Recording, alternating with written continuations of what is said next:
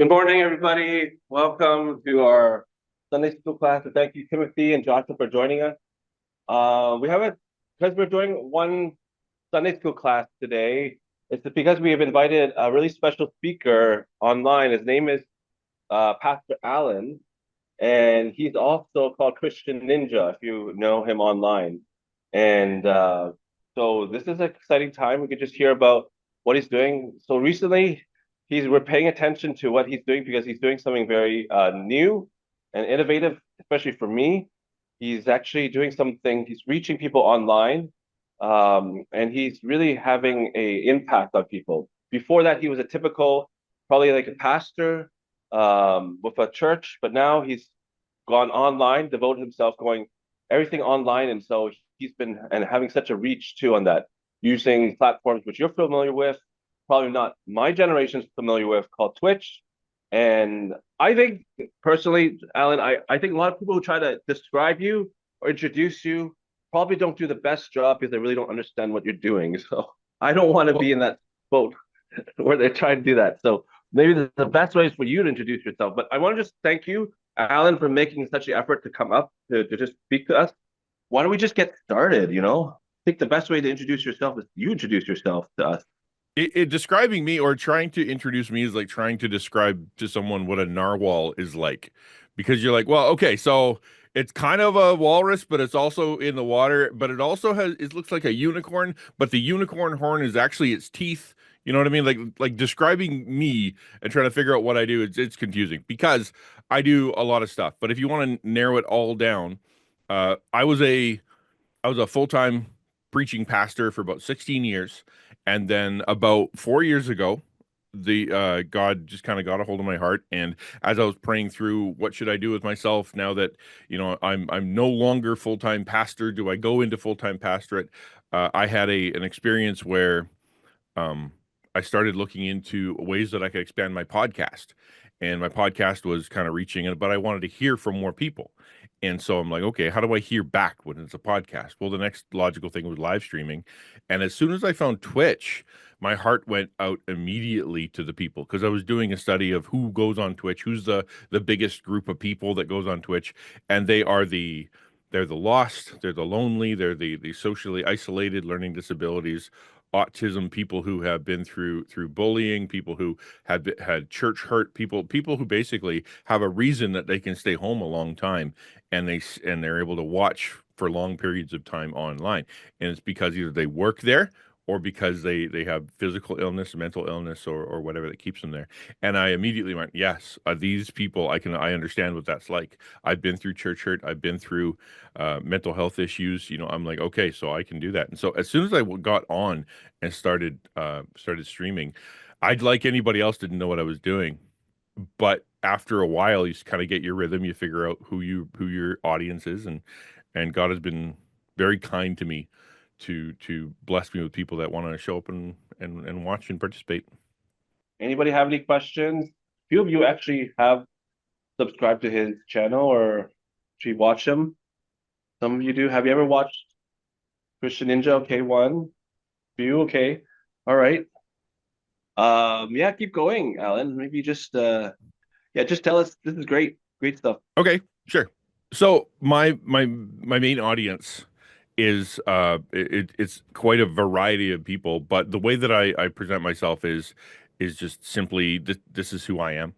So each day of the week is different, right? So on Monday, I will take time. We'll talk about Bible stuff, and we'll do kind of like big maturity topics, and I'll kind of flexing the old preaching muscle or Sunday school teaching muscle. Tuesday, I teach people how to do content creation, and so we cover some big topic that has to do with specifically with content creators, whether it's in the news or whether it's something that's happening in Twitch itself, or whether it's like personal stuff, as in like how do you grow your channel, or how do you deal with burnout, or how do you deal with energy issues, etc.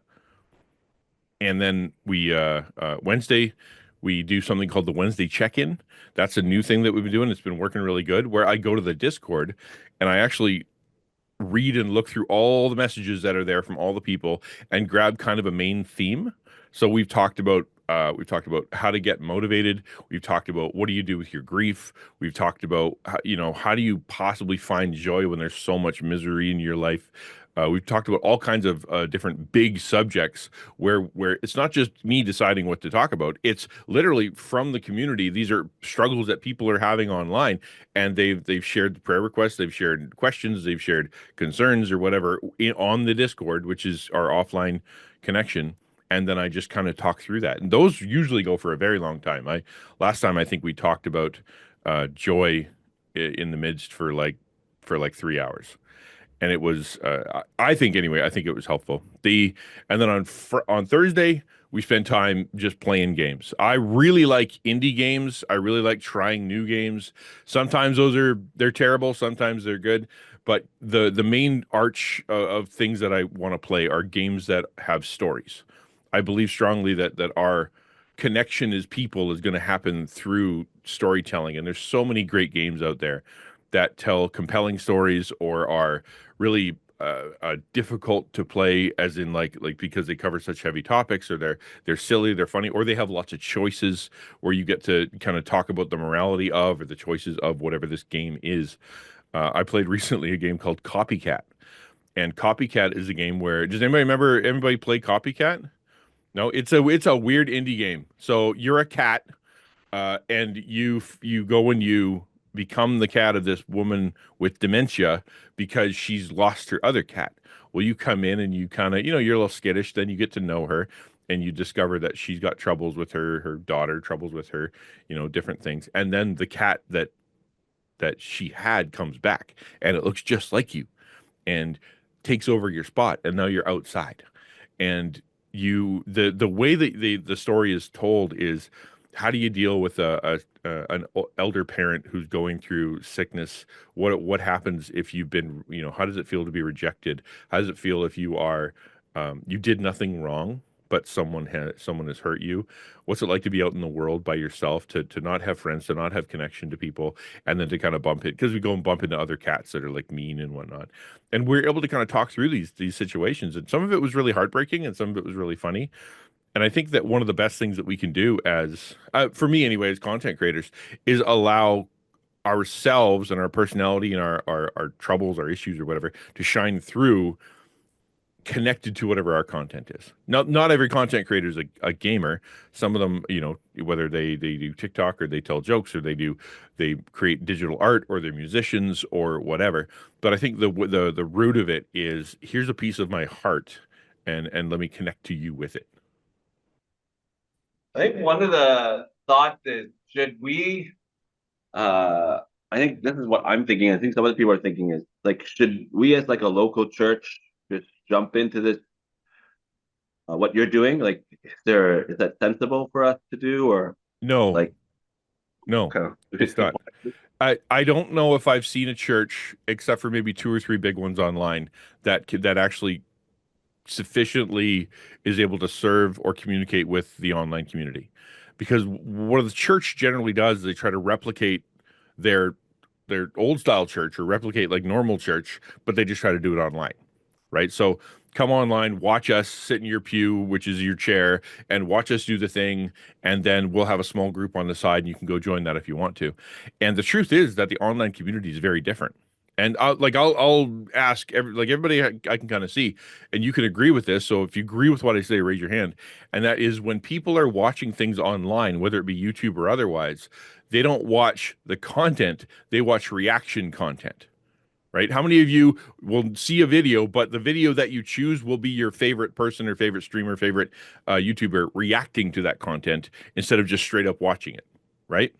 And the reason is because we want to feel like we're participating with another person throughout this process. So instead of watching just raw gameplay, we'll watch someone play the game. Instead of watching that video, we'll watch, like, as Asmund Gold, watch the video while we're watching the video to hear what he has to say about it, right? It's reaction content. And so therefore, that's just one little part of it, but that is basically an understanding of the culture. See, nothing I'm doing, is new.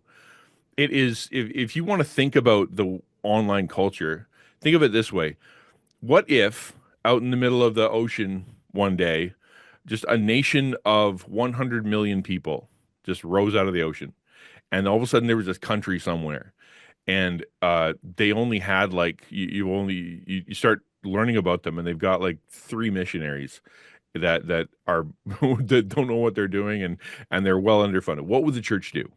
Right. Well, the church would obviously go, well, we need to go get in there. We got to tell them about Jesus. We got to go serve them. We got to go find out what's going on in their country, and be able to find their felt need ministries, and then be able to, do they need water? Do they need, food? Do they need help? Do they need, and then they'd run in and they'd want to serve. Well, that's all this is. And it just happens to be that this 100 million people is online. It just happens that the language they speak is an online internet nerds speak, or is one where there is a unique cultural understanding. It just happens to be that when they gather in groups, they don't gather physically, they gather digitally, right? It's the same thing. And so if you were to send a missionary over to this country that rose out of the ocean, you would be like, well, let's teach them the language, and let's let them explore the culture, and let's give them some time to go over there and figure stuff out. What you wouldn't do is you wouldn't say, well, what we have to do is we need to get all these people that are in this country on an airplane, and we need to bring them to our church because that's the only way that it's going to work. Or you wouldn't go to this culture and you wouldn't say, okay, here's what we're going to do. Stop doing all the things that you like. Stop doing all the cultural things that you do. Stop doing and change all your language. Then we're going to come over to you, and we're going to evangelize, and we're going to talk to you about Jesus. But for some reason, one of the biggest disconnects that the church has is understanding that the things that are online, or the things that are digital, or nerd things, or whatever you want to call it, video games, tabletop gaming, whatever it is really important to the people who do it. For whatever reason, I think nerd culture is one of the few places where the church will still look at the person and say, you can't come to our church until you change.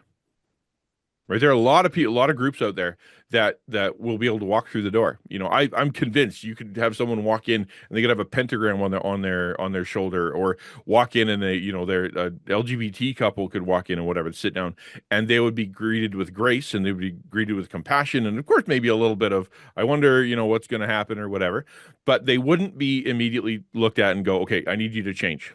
We're not going to talk to you until you change. You need to go to a different place. You need to think about that. They wouldn't do that. Of course they wouldn't. However, when it comes to Dungeons and Dragons, or Call of Duty, or when it comes to any of the I guess more controversial online stuff, it seems that the church really wants that culture to change before they'll serve them. The question that I have for you is, do you believe that those people need Jesus, and are you willing to go in and treat them like a mission field? Do you to get a kind of experience of what you do, do you have something brief you could show us that shows a bit of what you can, what you do on? Do you have like a video that you could show us, or something like that, or some screenshot of a typical church service, or like maybe just so people can get it? I'm feeling that, I don't know about you, but I don't think a lot of us has checked out your channel or Okay. fully comprehend it. Maybe we need to feel kind of an immersion process here. That's what I'm feeling, but do you agree with that? Do you want to just check it out, what he does? So does anybody here have a phone, and anybody here logged into Twitch, or are able to get onto to Twitch? If you are, then we can do this right now, and we can feel free to go on to my channel, go to the chat section, and anything you type in will come up in the chat, like right here. So this is generally where I live. Okay, this is the Twitch screen that I live on. This is called Just Chatting, and so therefore, what you'll see when you come in, if we're going to have a conversation, it'll be this.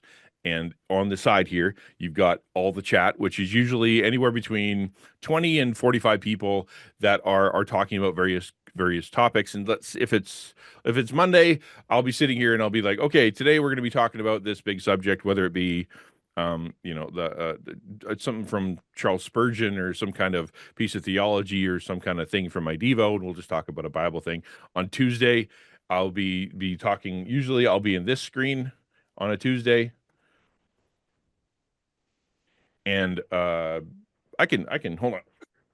The On a Tuesday, so what's supposed to be here is like notes or pictures, something like that. And what I'll do is we'll basically talk about a big topic. The people down below will be raising the, going through their thing, and they would asking questions and do saying funny stuff. On Wednesday, I do indie games. That's got a follower. Thank you. If that's somebody in the room, thank you. Rock and roll. The so the On Wednesday I'll go through same kind of stuff. We'll be hanging out and talking about big subjects. Thursday I do gamer stuff. I'm going to try to see if I can pull up at least a picture of it. Then when I'm gaming, right, it'll look like this. That's why I'm going to try to pull up something that you guys can see. Yeah, I would have loved a bit more time to prep this because it's a good idea. I like it.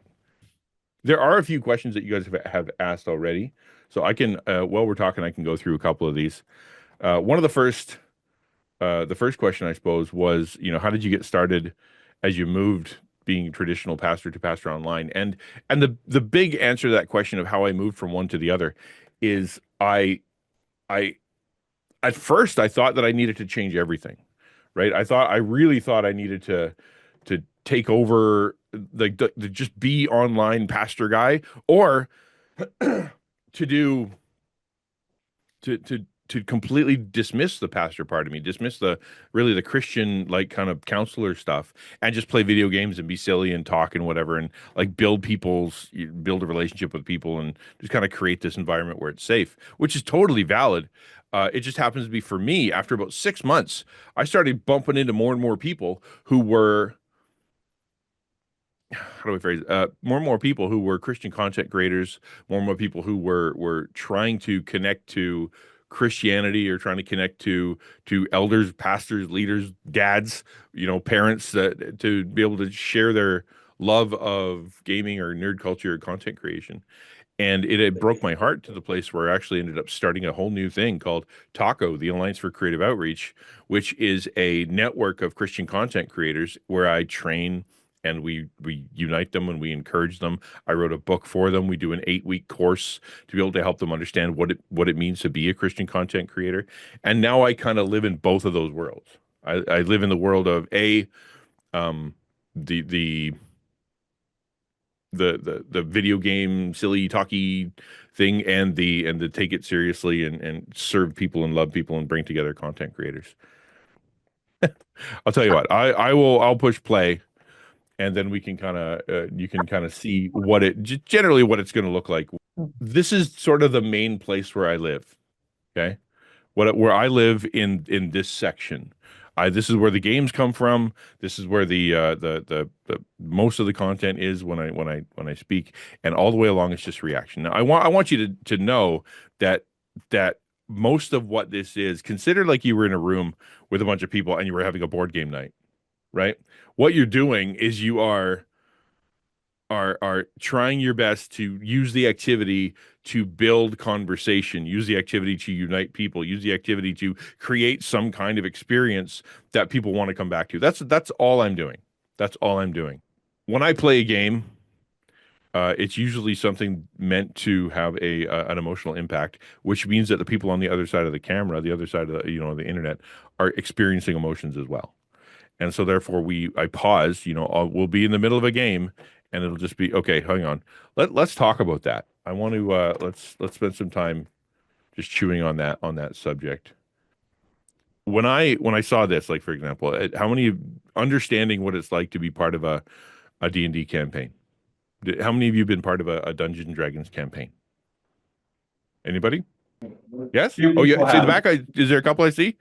Okay, so yeah. All right, far out. So D&D, I've had 2 or 3 going. I'm currently I'm a bard who uses a magic slingshot, and we solve problems with my magic slingshot in the dungeon. It's been a ton of fun uniting with people and just kind of talking and whatnot. But the problem is when people hear, oh yeah, so whatever. When people who are part of Dungeons and Dragons bump into your general traditional Christians, what they end up doing is they end up kind of hiding themselves from it because it's got a bad reputation in the church and whatnot. And so they don't talk about this core area of their life, something that they feel really strongly is something that they love doing. But when they come to church or talk to Christians, they don't do that, right? They don't talk about it anymore because they're afraid. one of the questions that you asked was when it comes to uh, the local church being hesitant to embrace this kind of ministry, right? The one of the reasons is because of the lack of understanding that the people who are on their side of this are digital people are real. I think there's a real misunderstanding that anybody who's in the church are the people who can get ministered to, and anybody who's outside the church needs to be evangelized. But at the same, but online, it seems to be that there's this weird disconnect that if someone is actually on the internet, or if someone is only interacting through Discord, or someone is only in chat, or someone is emailing or whatever, that's somehow not a real person. And I know that you wouldn't say that out loud, right? I know that you wouldn't go, "Oh, yeah, you're right. That's it people who are online aren't real." But what ends up happening is you treat them as though they're only half a person, or their conversation doesn't matter, or their emotions as they convey them in text aren't as important. So therefore it seems dismissive. So they will say, "I love this," and you'd be like, "Well, that's evil." You'd never say that to their face, but for some reason online, you're able to look at them and kind of go, "No, I don't like what you like. I'm sorry, you can't do that." Right? It's my hope. My hope is that you'd be able to grab, as we walk away from this, kind of be able to say, "Listen, the people who are online are legitimately." They love being there. They love the culture. They love the things that are on there, and they don't want to. They're desperate for connection to you. They want to share your heart. They want to have love. They're just like everybody else. They want to have their questions answered. They want to have their feelings validated. They're afraid of stuff. They have anxieties. Many of them, because they're struggling with mental health, etc., are people who are going to have a really hard time going anywhere. But they're desperate for connection. They want someone to grab onto them. Imagine you had somebody who had a broken leg, right? Imagine you had somebody who had a broken leg, and they were. I'm going to go back to just chatting. They have a broken leg, and you are consistently telling them that though they're in the hospital, though they have, that they were really important to you, and you'd really like to see them again.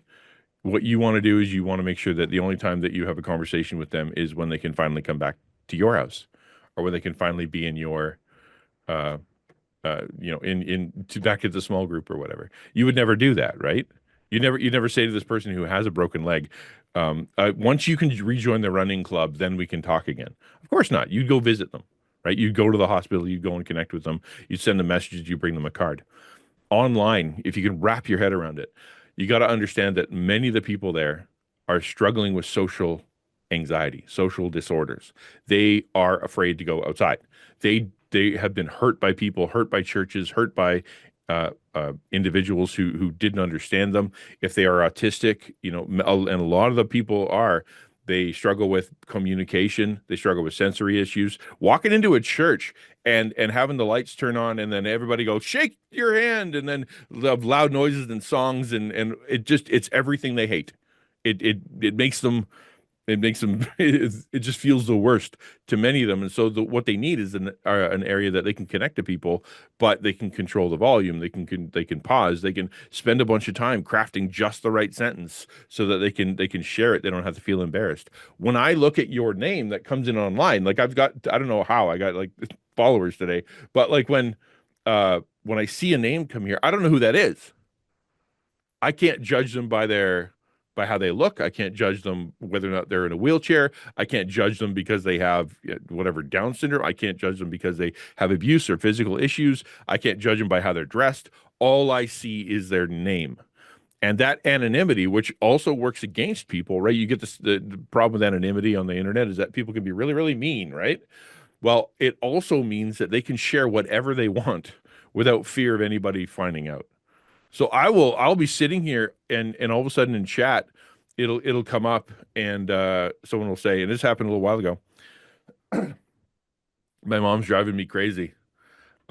She won't leave me alone. And she's just outside the room right here, and she I'm trying to go play basketball. She won't let me go play. I want to have some friends. She's yelling at me. She doesn't understand. I don't know what to do, right? And I can immediately have a conversation with that person. And we can be talking about whatever is going on in their heart and what's going on with your family and whatnot. And they don't even have to speak. They can get counseling sitting in their room just talking. Right? Um, It's a powerful way to connect to people that aren't that we normally can't connect to. Like anybody who's part of the alliance knows that one of the things the president wants to do is wants to reach 1% more people this year, right? Wants to double the impact of the alliance. Well, consider this. What if you started counting digital groups, online groups, people who are part of Twitch groups, people who are part of your social networks that are online as people who you're actually ministering to because you are. Imagine if the hey, church opened up their hearts and said, "Okay, we're going to be serving people online, and we're going to create an emotional, real, connected, personal ministry for online people."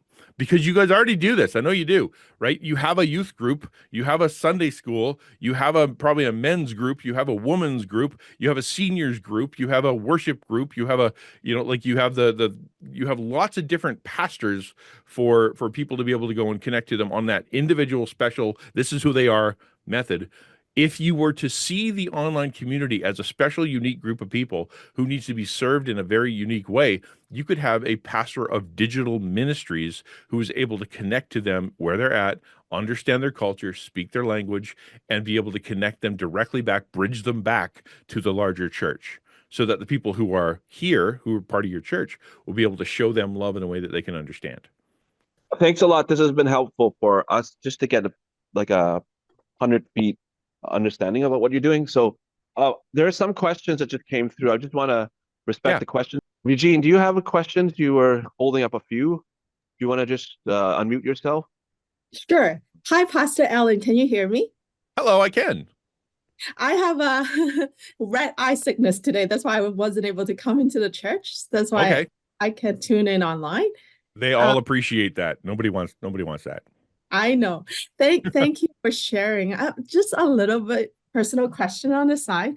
I noticed like some of those chat text that comes in is very similar to the Kids Helpful Helpline too. There's such an Mm. important ministry that you're doing Hmm. with mental health. And a little personal question on the side just to get to know you. Would you say that you're an extrovert or an introvert? I am an introvert's introvert. I was a traditional pastor for a really long time. Oh, And the hardest part of the job for me was always the public stuff. I was never popular in school. I was relentlessly bullied. I didn't have a ton of friends. When I finally got into college, I was finally able to find some people to be able to hang out with. But when I went into ministry, I'm still an introvert. Actually, you'll find a lot of the people who are in the entertainment business or on Twitch, though they're oh. able to be expressive on here. And really, if you put a microphone in front of me and you put me on a stage, I can, flail with the best of them. But when it comes to coming into an actual like a party or coming into a group, whatever, I will fade into the background and stand against the wall and do the full cronk move where I'm sliding across just to not be seen. That's how I roll.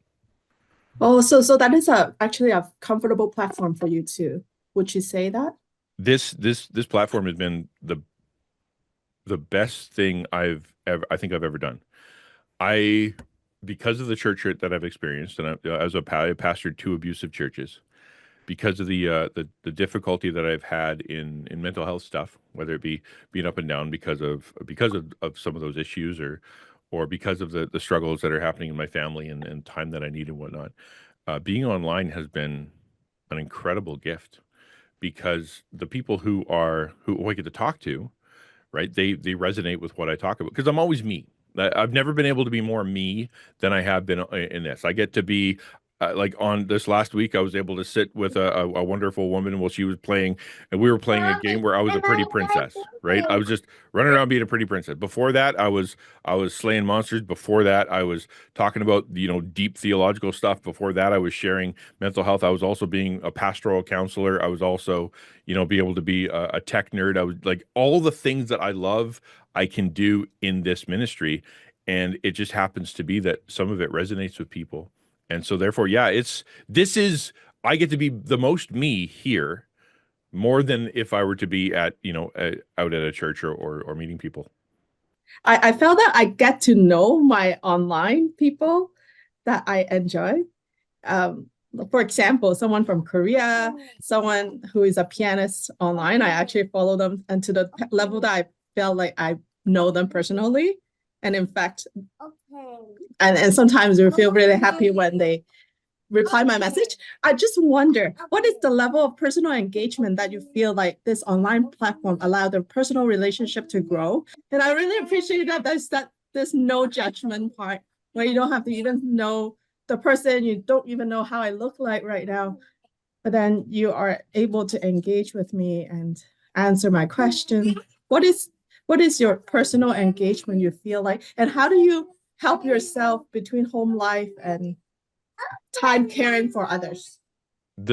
It's a lot deeper than I would have expected, right?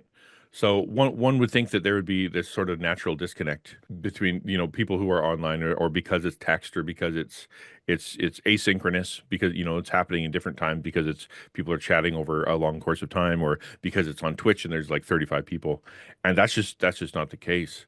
Over the last almost 4 years I've been doing this, we have had tons of tears. We've had tons of people that have had breakthroughs spiritually, emotionally, relationally. We've had people go through some incredible grief to be able to process that. The people who can't get a job and they're just so frustrated, and so a group of people will come and they'll help them and be able to pray with them. We have a thriving Discord where people are able to share not only jokes and silly stuff, but also pray for each other, give advice, ask big questions, and they get together.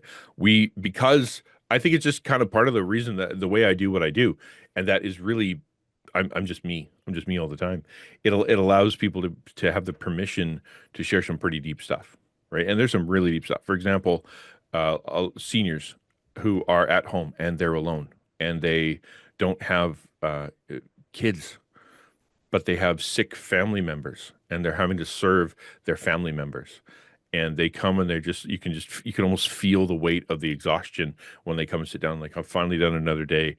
I had to spend the day with my brother at the hospital. Then I had to run and go get my other brother, some issue because he refused to eat. And I haven't eaten yet today. And after a whole day of work, that's really exhausting. So I'm finally sitting down to cook myself some dinner, and just came on here, wanted to say hello. So I have this connection, and that person's been in my chat for 3+ years.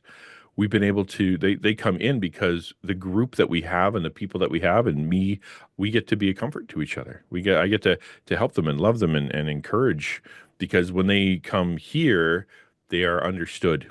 And I think God has given me this wonderful ability. It's so nice. I didn't realize how big of a superpower it was, but I remember things in text a lot better than I do face to face. And so when they come back, I remember a lot more about them than if I were to just meet them at a party, right? I remember their name. I associate their stories, and because of that, and because I have a really good team, we're able to do some pretty stellar interpersonal relationships. Thanks so much. I really enjoy connecting with you, even though I can't show my face right now. Mhm. Thank you. Thanks, Regine. Someone has another question. Thomas, you want to ask? Yeah. I guess with the interpersonal, how connected are others to each other aside from from you? Like do they chat on their own and stuff and like meet outside that chat room, or also how would you, another question, monetize, like, because like get money at doing this? Okay, I'll two questions. Good. Yeah, The first one is yes. Because they can interact with each other in the Discord. Obviously, my community, I brought together four other communities as the team. So there are 5 streamers represented that each have their community in the Discord, and it's kind of everybody's talking to everybody all the time. Also, all the people that are there, because if a lot of them are gamers, and a lot of them are interested in some other kind of online thing, they have their own online community. One of the things that a lot of people struggle with when it comes to, why do you spend so much time playing Fortnite? Why do you spend so much time playing Call of Duty? Why do you spend so much time on Valorant? Why do you spend so much time on World of Warcraft? You're always there. 6 hours you're down there playing a video game. That can't be good for you. What they don't recognize is that those are their friends. That's the people that speak to them, that speak their language, that they share their emotions with, that they share their time with, they share experiences with, they share struggles with. And yeah, part of it is a disconnect. Part of it is that, I don't want to think about life right now. Let's play a video game.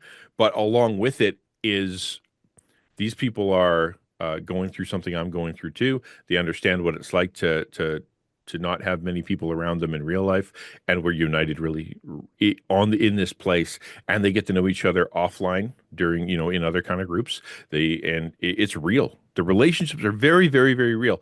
I had a friend who was big into I think it was Warcraft, and she died, and the parents weren't into it. They didn't know what to do, but they were able to find a way to connect to that group through, I think, a Facebook group or something like that. They had some kind of secondary group, and they actually did a funeral in game for their friend. They met together. They had VC. They had a little group, and they were able to meet together and support one another.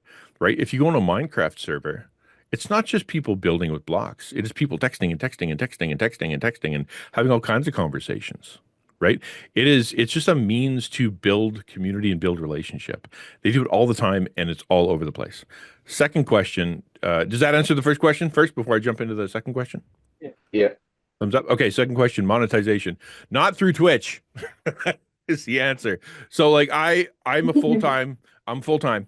And so that means I have a budget to make sure that I don't starve to death, and I have a roof over my head and all that stuff. And so because God is weird. God has me on a different path. Okay. So when I started this whole thing, I went from, I don't know what I'm doing and I've never been on Twitch before, to full-time content creator on Twitch. There was nothing in between. God was very clear to me. I had like this Balaam's donkey moment where he's just like, nope, you can't have a second job. Do this full time. And I'm like, but I don't have any money. And he's like, I got it. And so what ended up happening is through miracles and through awesome people and through support and whatnot, I was able to thrive and continue for about a year and a half till I went into New Ventures. New Ventures saw what I was doing and was like, that's something. And so I am now an official New Ventures ministry, and I get most of my income donated through the nonprofit New Ventures group, right? So that is like probably 90% of my monthly income. I'm still not there yet. We're still pretty tight around here. Like I have a $5,000 goal, and I'm only making about 3,700 of it, right? But we're able to manage on Twitch, and this is usually what people are, content creators. So how do you make money on Twitch? Unless you're huge, you can't. I have lots of subscribers, and I have lots of people that come. I make lots of bits. I'm on all the time. I get about $150 a month from Twitch itself, right? Which is a nice little scratch on the side, but it's not going to keep you alive. And that's true for a lot of content creators. That's why they're all trying to sell coffee or whatever else, is because they have to figure out how to get their income from outside. Can I ask you around, who is a content creator here? Does anybody create content? Caleb? Okay. That's TikTok, Instagram pictures, digital art, selling stuff on Etsy, videos, YouTube, all TikTok, all that stuff. That all counts. So if you draw art and you put it onto put it online, that counts. That's content creation too. So maybe they're not here, or they're just quiet and like introverted. They don't want to share their superpower yet. Kind of. Well, also, let me just pause for a second there and say this. And I'm not going to speak for you, but I want to say this. From my experience, they're also afraid. Okay? Because what ends up happening is they're afraid they're going to get judged. Because they're afraid people are going to go look at their content and be like, this isn't Christian. I heard a swear word. I went to your comments and I saw a bunch of really horrible stuff. You were just playing a video game. You didn't talk about God even once, right? So they're afraid that you'll stumble across their content and not understand it. They're afraid they're going to get leveraged, right? Oh, tech stuff. Okay, we're going to make you do all the stuff for the church, and you're the only one who knows how to do it. So you get a ministry for the rest of your life because that we finally figured out the one person who can do it. So they're afraid to raise their hand because they might get leveraged and end up having to do something they love to do, but they need support, and they don't want to be in charge of all that stuff. And then third, it's because for a lot of their experience when in content creation, they've only felt rejection, right? So they did their content and they shared it with a person, and that person didn't say anything good. It was like, what a waste of time. You're not going to get big doing that. And then they read the comments, and the comments were overwhelmingly mean. And then they thought, okay, what if I tell my church, and the church, and this is and I'm not saying your church should do this, but I'm saying I have many content creators who have went to their pastors and went to their elders and said, I built a small community online. I love them. I want to bring Jesus to them. I want to show love to them, and I have a way to do that. Can you help me? Can you disciple me? Can you teach me how to do that online? And the pastor went, no, that is a waste of time. We have ministries in the church. Don't be going online like that. Online is bad. And so instead of going, oh, okay, pastor, I'll just stop my interests and not care about my friends, they left the church and they went underground. And if they didn't leave the church, they stopped talking about their content because they're worried, right? That's the culture for content creators in the church. This is maybe an encouragement. You know, if you're a content creator in this room right now, you're encouraged. Like Allan's encouraging, and the pastors want to encourage you to keep doing what you're doing. And you know, this is what you're trying to say, right, Allan? I think this is an encouragement. I'll talk to the church. I'll talk to the church. Yeah. No, what I want you to do is I want the church to recognize that these people are legitimately doing evangelistic and fellowship ministries. I want you to disciple them. I want you to go, okay, within your context, like for example, okay, you're a basketball player. Well, we don't play basketball at the church. I want to reach my basketball friends. Church goes, great. Let me teach you how to do that. Right? Think of the online ministry through that lens. How can I disciple them into be able to share their love and be safe and know what to do? Resource them. What if you took a room in your church and you set aside a little area and you said, okay, anybody who's a content creator, come in here and make the background and put together some stuff. We'll get you some, like get you $100 worth of lights. And then when you come and you want to make a content, we have a studio. Right, you can come and you can talk about this. You just show up on Sunday, do your Sunday stream or Sunday, like talk or Sunday video or whatever, and you could do that here. We'd love to have you. And then the only place that I know of is me, but come to my class. I will take you through 8 weeks to help you understand who your audience is, how to reach that audience, how to communicate with that audience, how to figure out your time schedule, how to prioritize, how to grow, how to keep at it, and how to keep growing. Like take it seriously and treat it like a real ministry. Yeah. Well, if you do want to create content and you want to share with us, we can see if we get that youth room needs to be redone. So that's a possibility. All right. And those who aren't content creators, I really strongly encourage you to go and watch the content that the content creators are doing. And I want you to remember something. Like if I ask you, what do you think the average age of a gamer is? Take a guess. Yeah. About 25, 30, 25 to 35. That's exactly right. 27 years old. So when you think average age of 25 to 35. Yeah. 27. 27 years old. So if you think, right, when you think of the people that are consuming content and are doing gamers and online, don't think of a teenager. Think of the young man who is completely unreachable, that you have no idea how to contact, who doesn't have any friends, is sitting in their room and never leaves, and they're 27 years old, and that's their life right now, right? Because think about them as the full-time worker who goes there, and when they come home, all they do is they jump online.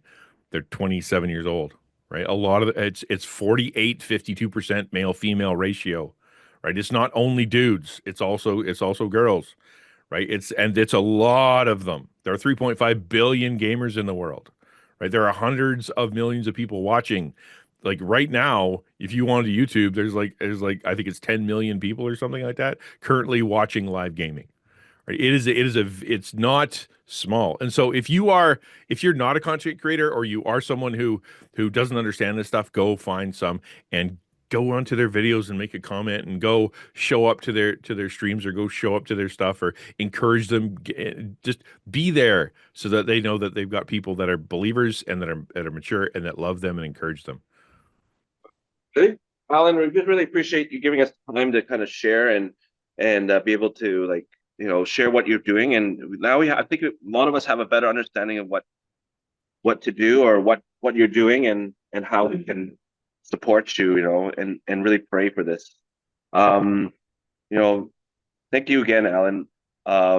Before we end, I want to just ask Pastor Faith to kind of give us like a closing prayer, and maybe if you have any thoughts too, you can go ahead too.